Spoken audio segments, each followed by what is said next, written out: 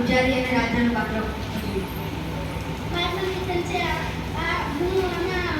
કોટવાલનું પાત્ર ભજવીશ.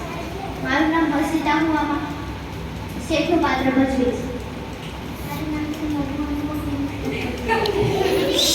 નામ માન્યતા, હું આ નાટકમાં કાકીનું પાત્ર ભજવીશ. મારું નામ આસ્થા, હું આ નાટકમાં પ્રધાનમંત્રી અને નોકરનું પાત્ર ભજવીશ. મારું નામ કૃષ્ણા, હું આમાં નોકર અને પ્રધાનનું પાત્ર ભજવીશ. મારું નામ અંજલિ, હું આમાં નોકર અને પ્રધાનનું પાત્ર ભજવીશ.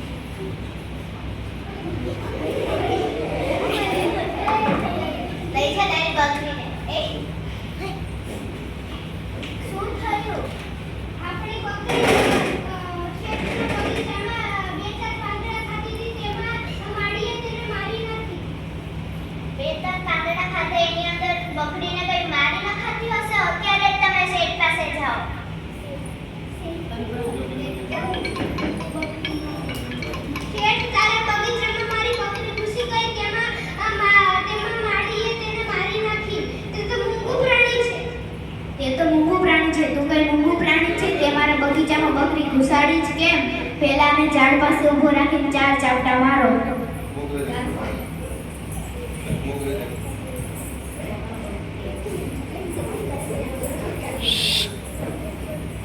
શું થયું?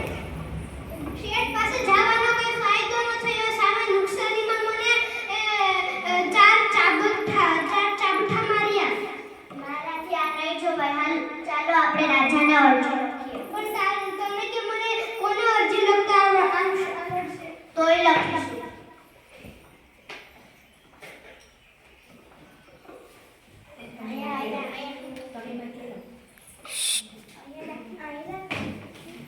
આ ચોકડી તે આપણું ઘર, આ લીટો તે આપણી બકરી, આ મોટો લીટો ત્યાંથી જાય છે, આ ચોકડી તે શેઠનો બગીચો, આ લીટો તે બકરી, આ એક આ મીંડું અને 2 લીટા તે મારી બકરીને ડાંગ મારી અને બકરી મરી જાય છે.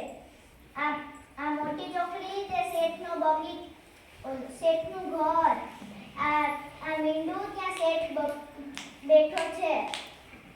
મને 4 ચાબુઠા માર્યા તે તો દોરો. અરે તમે લખજો, તમે પણ મારા જેટલો ભણેલા તો છો.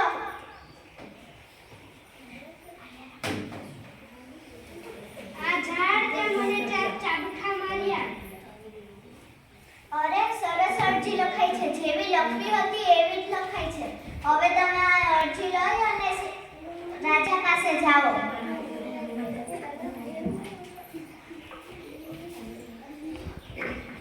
દોસ્ત ક્યાં ચાલ્યો? દોસ્ત ક્યાં ચાલ્યો? ફરવા ચાલ્યો કે શું?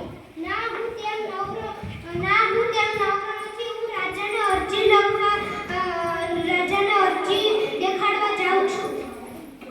કોઈ દિવસ રાજાને મળ્યો છે કે એમને ચાલી નીકળ્યો? ના ભાઈ સાહેબ,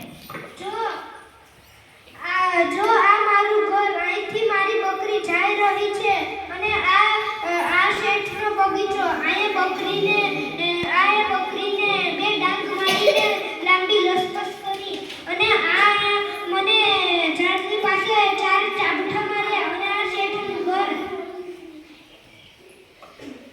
રાજા તમારો ચોક્કસ અન્યાય કરશે. હા કરશે જ ને. એવા દુષ્ટ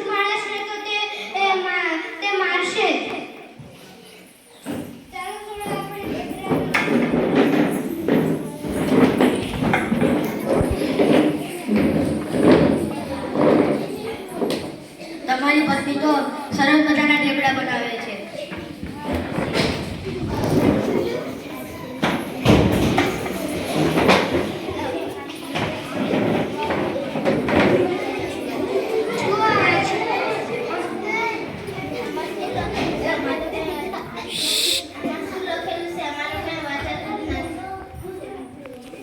આમાં શું લખેલું છે? આમાં તો કંઈ વચાતું જ નથી. આમાં શું લખ્યું છે? કંઈ વચાતું તો નથી.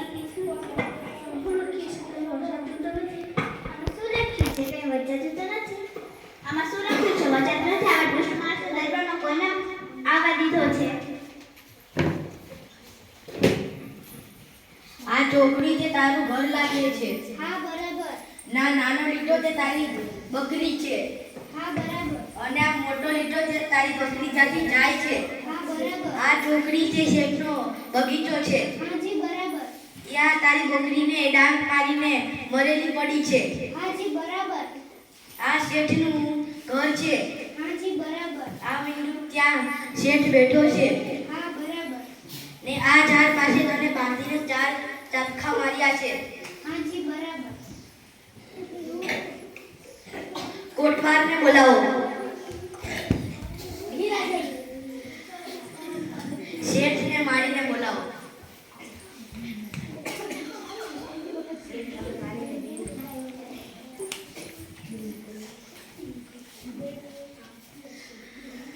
શેઠના મિલકતમાંથી 25 બકરીઓ અને 500 રૂપિયા છજુ કાકાને આપો અને મારીને કોઠારમાં પૂરી દો.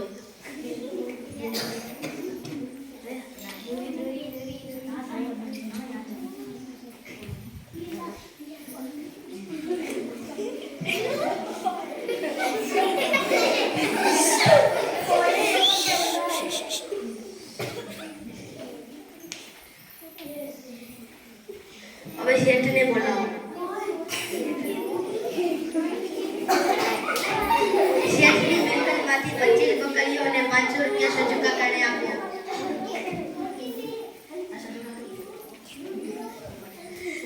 છજુ કાકા તમારી પત્ની તો સરસ મજાના ઢેબરા બનાવે છે. આ ઢેબરા તો મારા રાજ દરબારમાં પણ બનતા